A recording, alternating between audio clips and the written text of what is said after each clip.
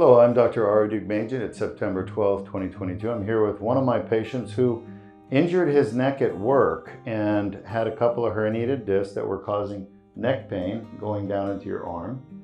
This was about 6 weeks ago. You had the Deuk laser disc repair. Yes, sir.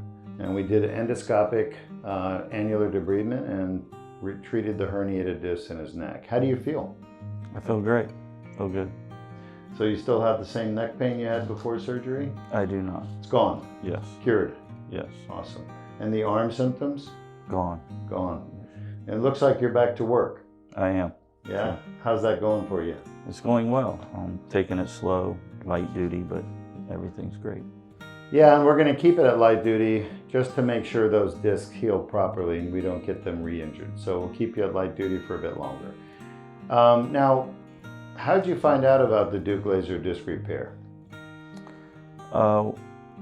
Workman's Comp referred me to a spine doctor. I met with him. He recommended a fusion.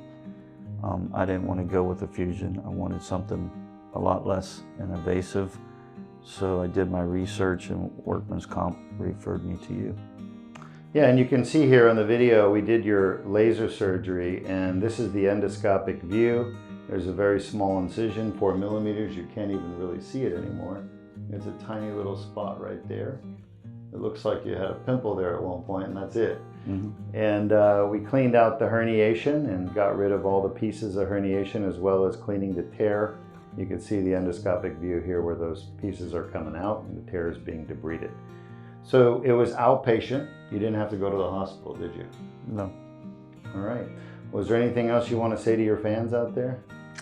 No, I didn't know I had fans, but you do. You're no, gonna. but I highly recommend Dr. Deuk. He did a great job, and it worked for me. So I think it'll work for everyone else.